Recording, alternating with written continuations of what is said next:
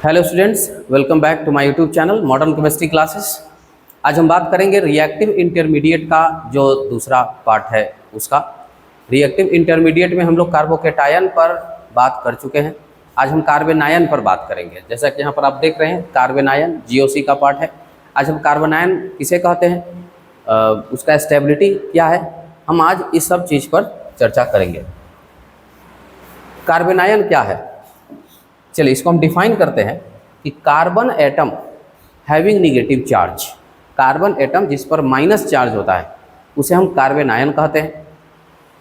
जिस तरह से कार्बन पर पॉजिटिव चार्ज था तो उसको हम कार्बोकेटायन कहते हैं, लेकिन ये कार्बन पर निगेटिव चार्ज है, इसको बोलेंगे कार्बेनायन। अब कार्बेनायन में ध्यान रखना है कि ये इनकम्प्लीट ऑक्टेट वाला केस नहीं है, इसका ऑक्टेट पूरा होता है। तो पहले लिखेंगे कि the carbon atoms having negative charge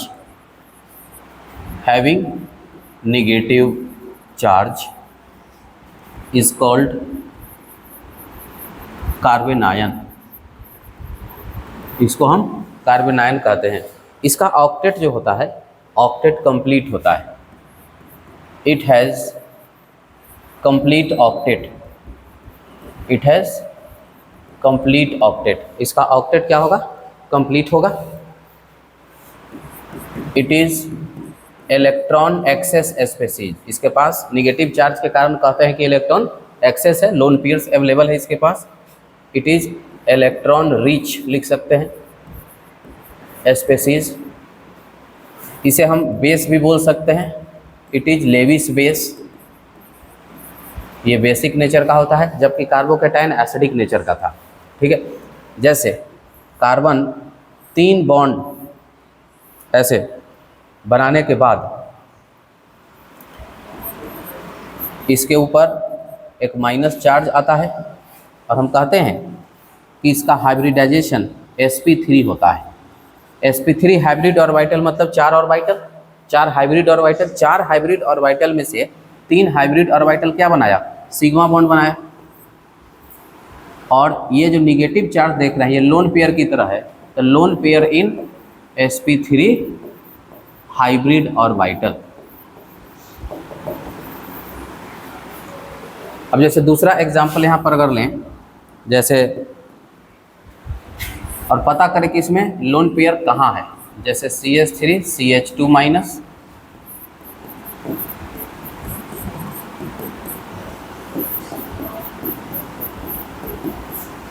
अगर इसमें हमको हाइब्रिडाइजेशन पता करना है, ये तो बिल्कुल इसी के जैसा है, तो इसका हाइब्रिडाइजेशन होगा sp3। ठीक है, अब यहाँ सोचिए, यहाँ पर एक पाई बॉन्ड बना है और आपको बॉन्डिंग से पता है कि पाई बॉन्ड कहाँ बनता है, किससे बनता है, पाई बॉन्ड p से बनता है। एक पाई बॉन्ड मतलब एक pp ओवरलैपिंग हुआ होगा, मतलब एक p इन्वेस्ट हो गया किस में, पाई बनाने में, मतलब कि 2p बचा हुआ होगा, तो इसका हाइब्रिडाइजेशन होगा sp2। क्यों, क्योंकि यहाँ पर एक पाई बॉन्ड बना हुआ है, यहाँ पर 2 पाई बना हुआ है, ऊपर नीचे 2 पाई है। अब सिंपल सा टास्क है कि अगर 2 पाई बना है तो दोनों p ऑर्बिटल से बना होगा।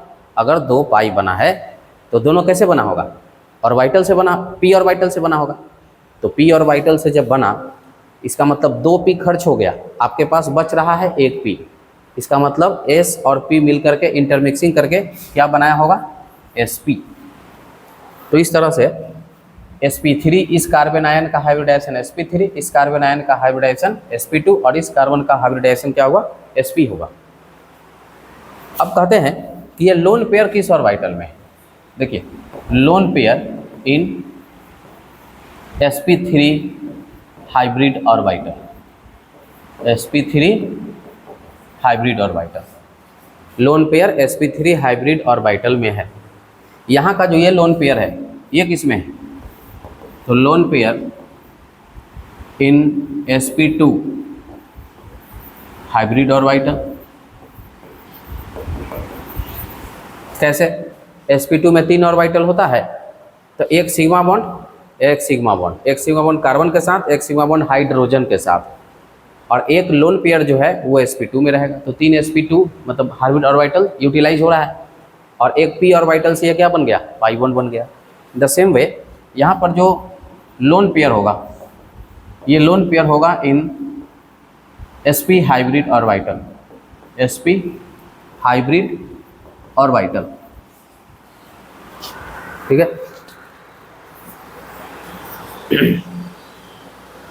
sp हाइब्रिड ऑर्बिटल में होगा, sp हाइब्रिड ऑर्बिटल मतलब कि दो ऑर्बिटल हाइब्रिड है, एक बना यहाँ पर सिग्मा और एक में रहा लोन पेयर, तो दो sp हाइब्रिड ऑर्बिटल यूज हो गया और दो p ऑर्बिटल यूज हो गया दोनों पाई बॉन्ड को बनाने में, ठीक है।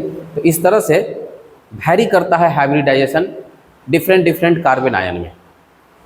अब अगर हम यही सिचुएशन में बात करें CH2 minus CH double bond CH2, अब चूंकि यहाँ का केस क्या हो गया है कि ये माइनस चार्ज रेजोनेंस करेगा, तो हम लोग पढ़ चुके हैं रेजोनेंस में कि रेजोनेंस के जो इलेक्ट्रॉन्स हैं वो p ऑर्बिटल को ऑक्यूपाई करते हैं। रेजोनेंस का जो p है वो क्या है, p ऑर्बिटल को ऑक्यूपाई करता है। तो p ऑर्बिटल ये जो होगा वो किस में होगा, p ऑर्बिटल में होगा, क्योंकि ये डीलोकलाइज्ड है, ये डीलोकलाइजेशन कर रहा है। तो कभी भी डीलोकलाइज करने वाला लोन पेयर हाइब्रिड ऑर्बिटल में नहीं हो सकता है, क्योंकि उसको पाई बॉन्ड बनाना है, इसलिए वो p ऑर्बिटल में रहेगा। अब यहाँ का कार्बन आयन को आप देख लीजिए, अगर हम हाइब्रिडाइजेशन की बात करें तो इसका हाइब्रिडाइजेशन sp2 होगा, और ये जो लोन पेयर है, ये लोन पेयर किस ऑर्बिटल में है, p ऑर्बिटल में। तो आप कहेंगे कि 3 हाइब्रिड ऑर्बिटल sp2 कहाँ यूज हो रहा है, तो देखिए दो तो सिग्मा बॉन्ड H के साथ बनाया और एक सिग्मा बॉन्ड इधर इस कार्बन के साथ बनाया, यूटिलाइज हो रहा है, पूरा ऑर्बिटल खर्च चुका है। तो इस तरह से हम लोग कार्बन आयन का अलग अलग हाइब्रिडाइजेशन देखते हैं।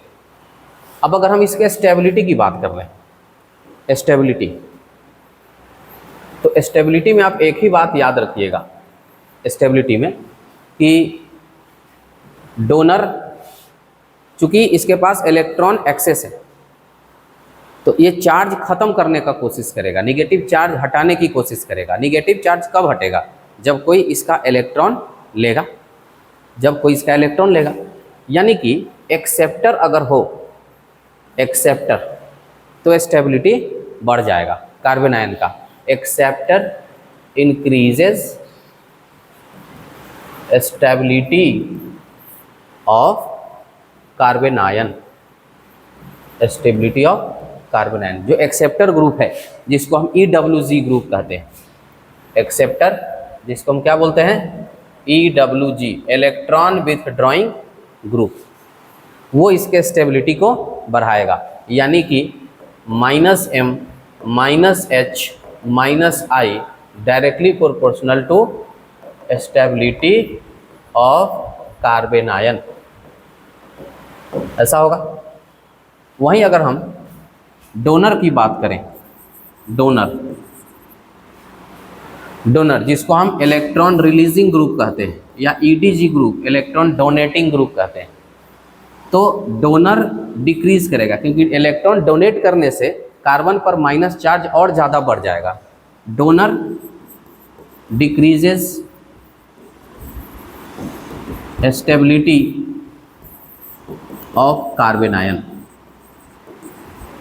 तो निगेटिव चार्ज जितना जल्दी रिमूव हो जाए, निगेटिव चार्ज जितना जल्दी डीलोकलाइज्ड हो जाए, वो उतना अच्छा होगा, उतना बेहतर होगा, उतना स्टेबिलिटी उसके अंदर आएगा।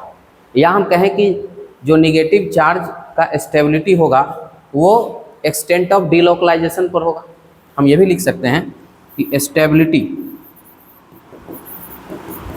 Stability of negative charge directly proportional to extent of delocalisation, extent of delocalisation of negative charge during resonance, अगर रेजोनेंस हो रहा है,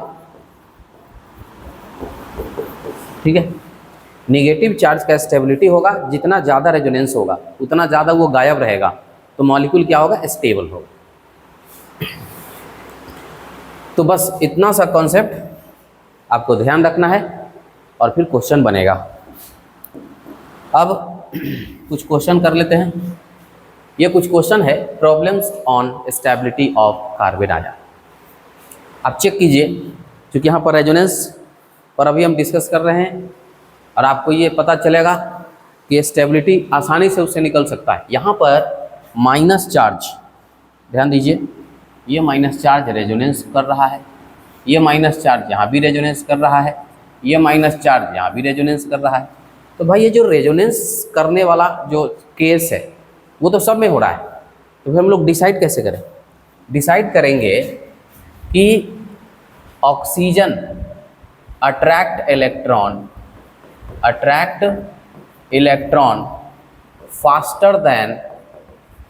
faster than nitrogen and carbon.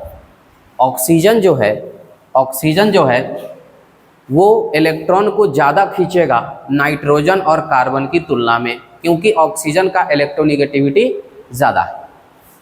तो यहाँ पर इस नेगेटिव चार्ज को सबसे तेज़ी से कौन खींचेगा? ऑक्सीजन।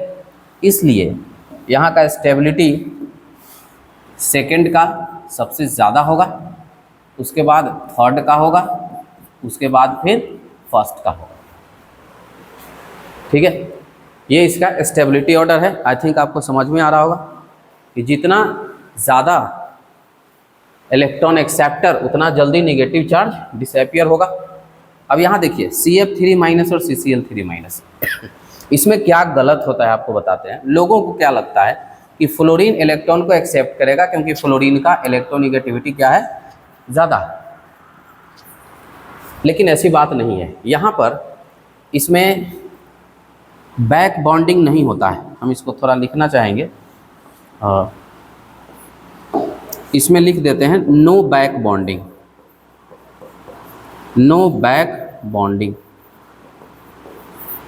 जबकि यहाँ पर बैक बॉन्डिंग हो रहा है।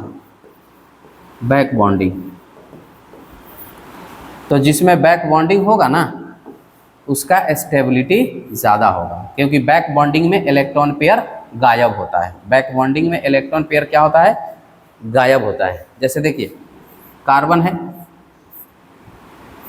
यहाँ फ्लोरीन है, यहाँ पर इसके पास है लोन पेयर और यहाँ भी इसके पास है लोन पेयर माइनस चार्ज। अब दोनों के पास लोन पेयर है, तो एक्सेप्ट करने के लिए किसी के पास खाली ऑर्बिटल नहीं, no vacant orbital in C and F नहीं है किसी के पास। लेकिन अगर हम कार्बन और क्लोरीन की बात करें, कार्बन पर लोन पेयर है जो नेगेटिव चार्ज के फॉर्म में है, लेकिन क्लोरीन के पास, याद रहे, इसके पास वैकेंट D ऑर्बिटल होता है। क्लोरीन के पास थर्ड पीरियड का एलिमेंट है और थर्ड पीरियड में D ब्लॉक बनना, मतलब D ऑर्बिटल बनना शुरू हो जाता है, इसलिए है। तो ये क्या करता है? इसके पास ये बैक बॉन्डिंग करता है। बैक बॉन्डिंग की वजह से ये लोन पेयर डोनेट करता है और ये स्टेबल माना जाता है। तो याद रहे CCl3 minus more stable than CF3 minus due to back bonding. यहाँ आते हैं, यहाँ पर माइनस चार्ज रेजोनेंस कर रहा है, यहाँ माइनस चार्ज रेजोनेंस नहीं कर रहा है, यहाँ पर भी नहीं कर रहा है, यहाँ कंजुगेशन फेल है। तो सबसे ज़्यादा स्टेबिलिटी जो होगा वो थर्ड में होगा, उसके बाद फिर सेकंड में होगा। क्यों? क्योंकि यहाँ पर sp2 कार्बन इलेक्ट्रॉन को विड्रॉ करेगा इंडक्टिवली, जबकि यहाँ पर अल्काइल ग्रुप इसको इलेक्ट्रॉन डोनेट कर रहा है। तो इसीलिए जो फर्स्ट होगा वो लीस्ट स्टेबल हो जाएगा। नेक्स्ट क्वेश्चन, इसको थिंक करें और बनाने का कोशिश करें।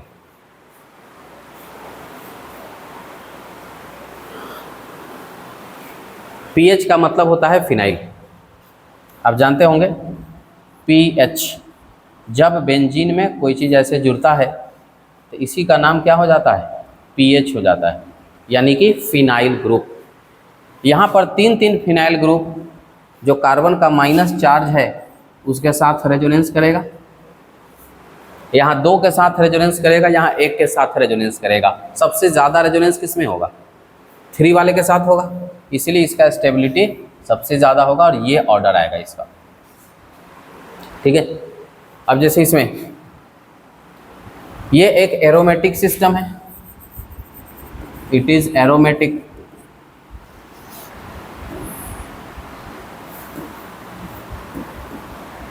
ये क्या है? एरोमेटिक है। और एरोमेटिक जो होता है आपको पता है क्या होता है? मोस्ट स्टेबल होता है। यहाँ पर माइनस चार्ज रेजोनेंस में जा रहा है, यहाँ पर रेजोनेंस में नहीं जा रहा है, नो रेजोनेंस,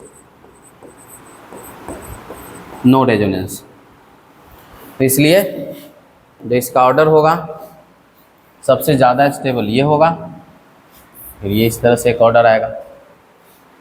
ठीक है। अब इसमें देखिए, इसमें क्या है? माइनस चार्ज रेजोनेंस कर रहा है, लेकिन यहाँ माइनस चार्ज रेजोनेंस नहीं कर रहा है। तो स्टेबिलिटी किसका ज़्यादा होगा? फर्स्ट वाले का।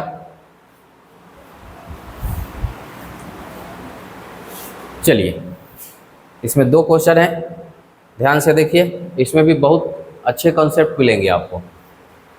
ऑक्सीजन और माइनस चार्ज, यहाँ ऑक्सीजन और सल्फर भी है माइनस चार्ज के साथ, यहाँ दोनों में सल्फर है माइनस चार्ज के साथ। ठीक है, सब बुक का क्वेश्चन है।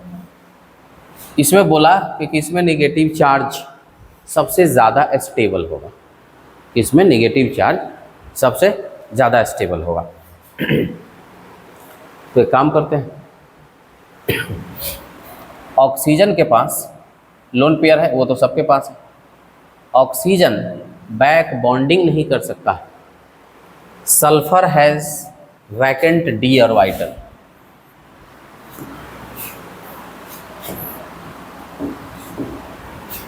इधर लिखते हैं, रीजन स्पष्ट होना चाहिए। Sulphur has vacant D orbital. Sulphur के पास वैकेंट डी ऑर्बिटल है। ठीक है, ऑक्सीजन के पास वैकेंट डी ऑर्बिटल नहीं है। So sulphur capable for back bonding. Sulphur capable है क्या करने में? Back bonding. अब इसमें देखिए, यहाँ दो दो एटम के साथ ये बैक बॉन्डिंग करेगा, इलेक्ट्रॉन डोनेट करेगा। यहाँ सिर्फ एक एटम के साथ बैक बॉन्डिंग करेगा, और इसमें तो बैक बॉन्डिंग हो ही नहीं रहा है, तो इलेक्ट्रॉन पेयर कैसे एक्सेप्ट करेगा कोई? तो इसीलिए स्टेबिलिटी के हिसाब से थर्ड नंबर सबसे ज़्यादा स्टेबल होगा, क्योंकि मैक्सिमम बैक बॉन्डिंग है। यहाँ हम लिख भी देते हैं, मैक्स बैक बॉन्डिंग। और यहाँ क्या है? मीन बैक बॉन्डिंग, क्योंकि यहाँ पर दो दो सल्फर है, तो ऑर्डर क्या हो जाएगा? 3, 2 एंड 1। तो ये रीजन रहा इसके स्टेबिलिटी के लिए। अब यहाँ देखिए माइनस चार्ज, ये एक ब्रिज हेड कार्बन एटम है, बाईसाइक्लो सिस्टम है। बाईसाइक्लो सिस्टम में एक ब्रेड्स रूल आता है, उसमें ये चीज़ बताया गया है कि ऑन ब्रिज हेड कार्बन, इसको हमेशा याद रखिएगा, on bridge head carbon sp2 hybridisation is not possible. sp2 hybridisation is not possible. अब क्यों पॉसिबल नहीं है ये हम बताते हैं। अगर ये जो होता है प्लेनर हो जाएगा, अगर sp2 हुआ ना तो ब्रिज हेड क्या हो जाएगा? प्लेनर। और प्लेनर आएगा, चूंकि ये होता है 3D में, ये एक प्लेन में नहीं होता है। और अगर sp2 कर देंगे तो ये एक प्लेन में चल जाएगा, तो बॉन्ड बॉन्ड का रिपल्सन हो जाएगा। अब बॉन्ड बॉन्ड का जब रिपल्सन हो जाएगा तो बॉन्ड तो टूटेगा, रिंग खुल जाएगा। इसीलिए कहा गया है कि नेगेटिव चार्ज कभी भी ब्रिज हेड कार्बन पर नहीं होगा। अब देखिए, यहाँ पर ब्रिज हेड कार्बन पर नहीं है, तो ये आराम से रेजोनेंस करेगा। ये एक अच्छा मॉलिक्यूल है जिसमें स्टेबिलिटी भी है, ब्रिज हेड कार्बन टूट भी नहीं रहा है, तो स्टेबिलिटी के हिसाब से सबसे आगे सेकंड होगा। अब अगर आप फर्स्ट और थर्ड में देखते हैं तो निगेटिव चार्ज लोन पेयर के नज़दीक है, यहाँ negative charge lone pair double bond O के दूर है, तो यहाँ पर तो रेजोनेंस कर सकता है। हालांकि ये पॉसिबल है नहीं, लेकिन फिर भी एक सिचुएशन बनता है रिंग तोड़ करके भी, लेकिन यहाँ पर तो रेजोनेंस ही नहीं हो रहा है। इसलिए इससे ज़्यादा स्टेबल कौन हो जाएगा?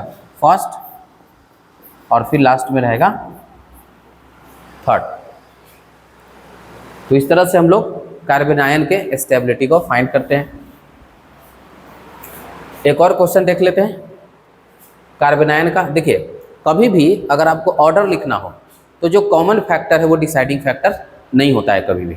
जैसे बेंजीन सब में है, अब आप बेंजीन देख के डिसाइड नहीं कर पाओगे। उसके बाद CH2- सब में लगा हुआ है, अब ये CH2- तो कार्बन आयन जिस पर हमको स्टेबिलिटी देखना है, तो इसलिए कहते हैं कि ये सब डिसाइडिंग फैक्टर नहीं है। डिसाइडिंग फैक्टर कौन है?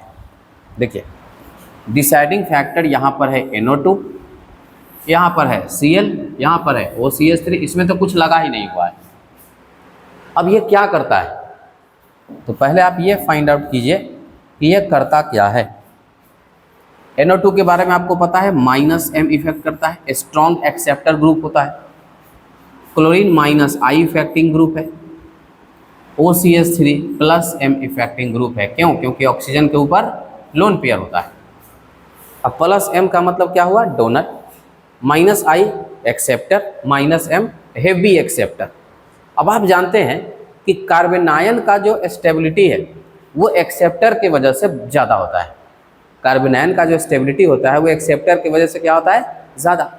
यानी एक्सेप्टर सबसे हेवी एक्सेप्टर इसमें लगा हुआ है, इसलिए जो इसका स्टेबिलिटी ऑर्डर होगा फर्स्ट का सबसे ज़्यादा होगा, उसके बाद सेकेंड, और देखिए डोनर के वजह से इलेक्ट्रॉन डेंसिटी बढ़ जाएगा तो वो अनस्टेबल हो जाएगा। उससे अच्छा है कि कोई उसको ना डोनेट कर रहा है ना एक्सेप्ट कर रहा है। तो 4 नंबर होगा और 3 नंबर सबसे लास्ट में रहेगा। तो इसका सही आंसर 1, 2, 4, 3। तो आप कार्बन आयन का कोई भी क्वेश्चन लाइए, बस उसमें इतना सा कॉन्सेप्ट है। डोनर एक्सेप्टर देखिए, अगर सीधा सिंपल है तो वहाँ डोनर और एक्सेप्टर लगा करके आप बना सकते हैं। उसके बाद बैक बॉन्डिंग का केस अगर कहीं पर है तो आप वो देख सकते हैं। ये सब केस लगा करके आप आसानी से कार्बन आयन के स्टेबिलिटी को फाइंड आउट कर सकते हैं। फिर उसमें एक और फैक्टर आता है extent of resonance. Negative charge जितना ज़्यादा रेजोनेंस करेगा उतना ज़्यादा उसका स्टेबिलिटी होगा। तो ये था कार्बन आयन का स्टेबिलिटी। ठीक है, ये रिएक्टिव इंटरमीडिएट का दूसरा पार्ट है, दूसरा हिस्सा है स्टेबिलिटी ऑफ कार्बन आयन। अभी 3 और बाकी है, ये सब छोटा छोटा है, फ्री रेडिकल, कार्बीन और नाइट्रिन। तो आज के लेक्चर में इतना ही रहेगा। जो अगला लेक्चर है उसमें हम तीनों चीज़ों को एक साथ कवर अप करेंगे, फ्री रेडिकल, कार्बीन एंड नाइट्रिन। ठीक है, तो आज के लिए इतना ही। Thank you.